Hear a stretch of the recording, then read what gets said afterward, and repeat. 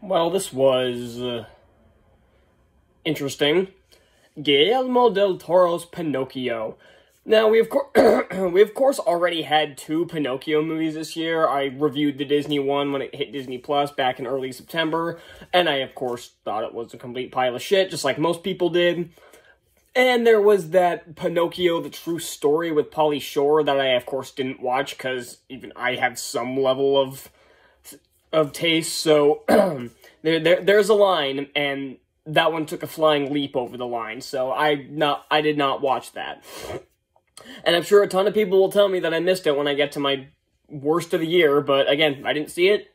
It doesn't make the list. So, yeah, so now we've got this one by Guillermo del Toro that went straight to Netflix, and it's done in the stop-motion style, like a lot of, and there are a lot of acclaimed animated films that are made in this stop-motion style, most of which I, of course, have never seen. I saw Nightmare Before Christmas. I don't know why everyone considers it a masterpiece. I don't care for it. In fact, a lot of people I know don't really like that movie either, so I don't know what gives.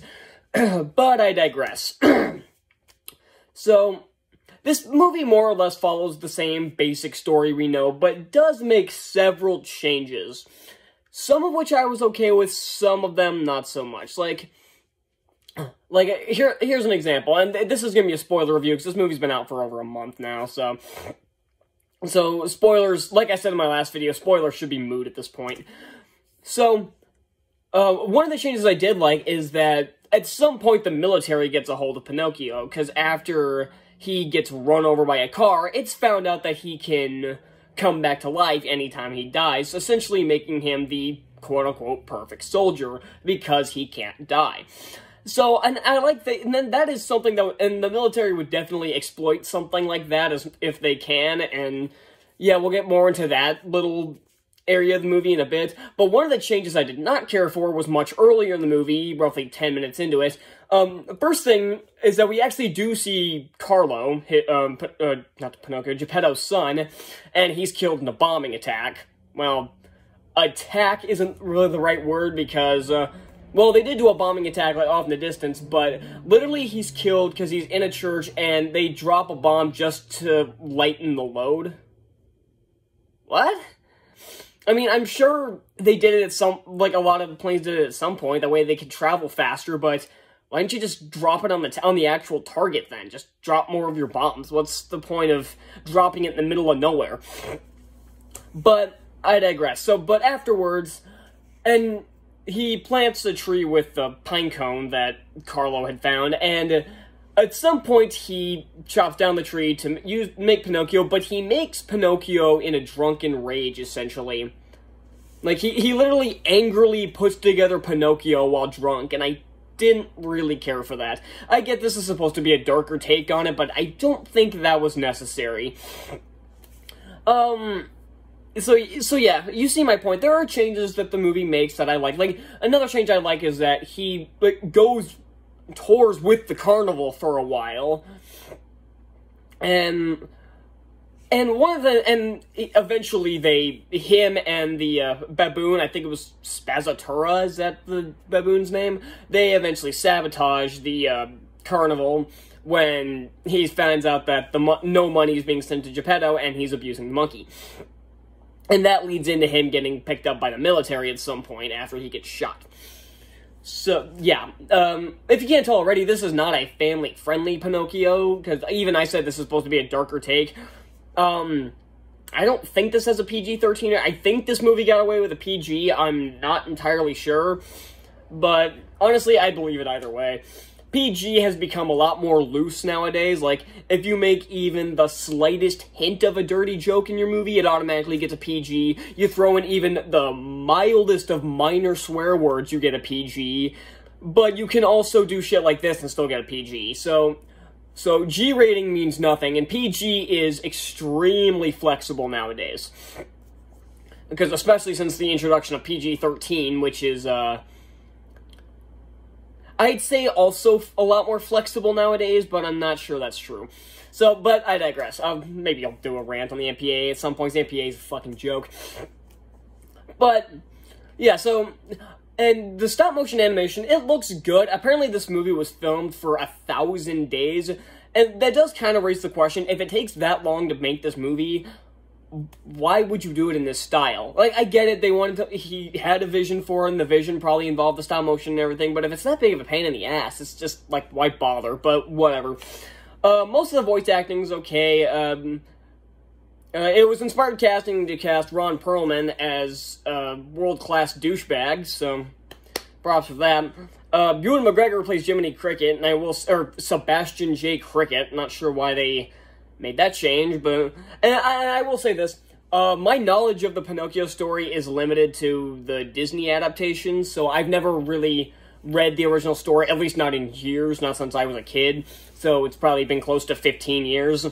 So yeah, that's my note, but I'm not sure why they changed his name to that, but whatever, because I'm assuming the J stands for Jiminy, but they just call him Sebastian in this, but whatever.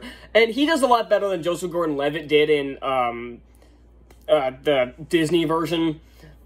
This movie, like I said, is very different. It's different from the Disney version. There are a lot of scenes that aren't. There are a lot of scenes that are different, but there are some that are the same, sort of.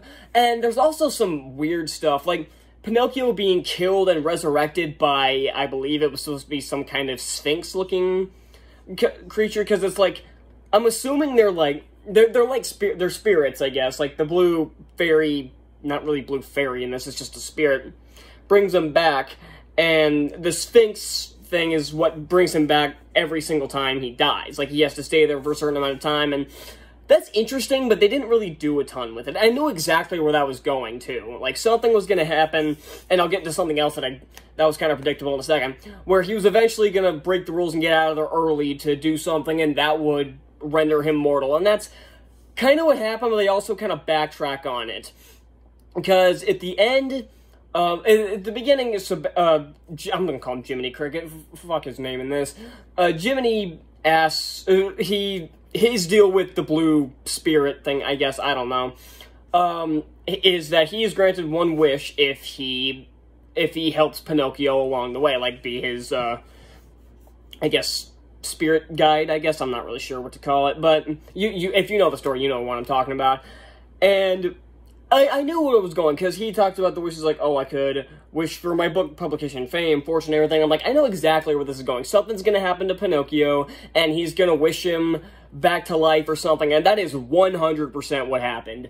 Because where else was the story going to go with that? Like, what else were they going to do with it? So, that is a problem I do have with this movie, is like, there's some parts that are pretty predictable. I could not have predicted that it would actually go to a military camp, because that is actually what happened goes. But honestly, that subplot is just kind of dropped. Like, he shows up to the camp, he's there for maybe 10 minutes of the movie, they do like a little paintball match, like a practice battle, obviously, they're not going to use real guns. And then Candlewick, the general's son, played by Finn Wolfhard of all people, like, it wasn't a bad choice, it's like, you just got this American kid in Italy, so, whatever.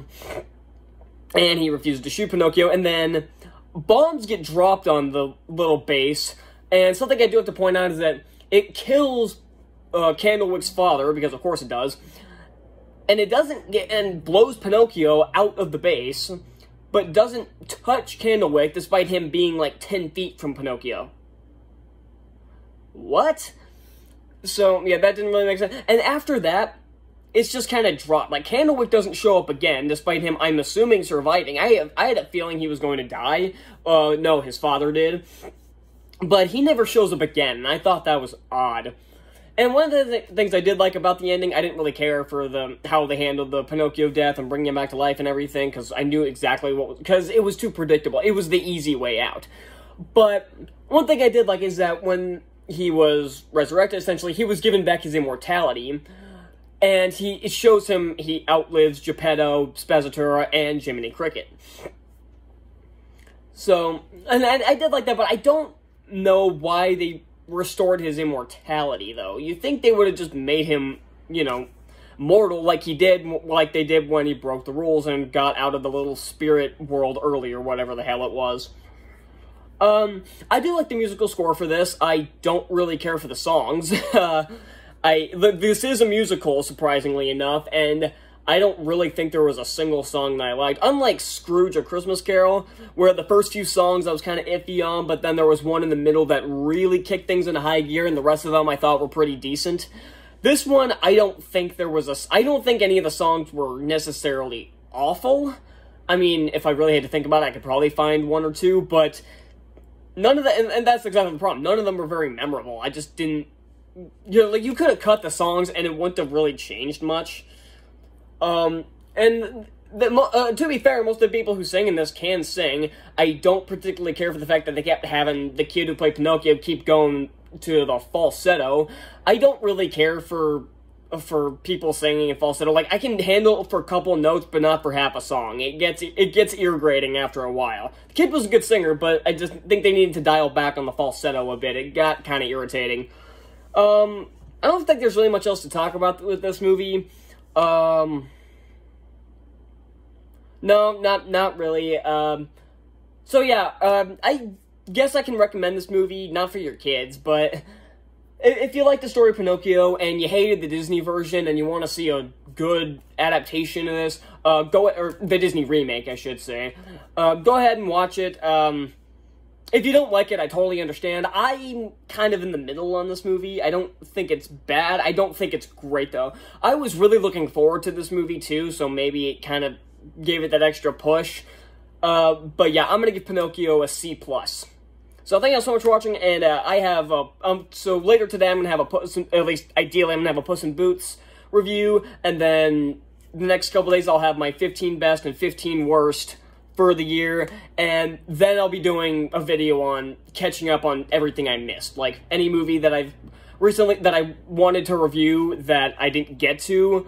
I'm going to just be doing a whole, like, combo review that have, like, 4 or 5 movies in it, so I'll just be kind of going through those quick before the 2023 movies start rolling in. Because there's not really anything in January, at least not early January, that I really have any interest in.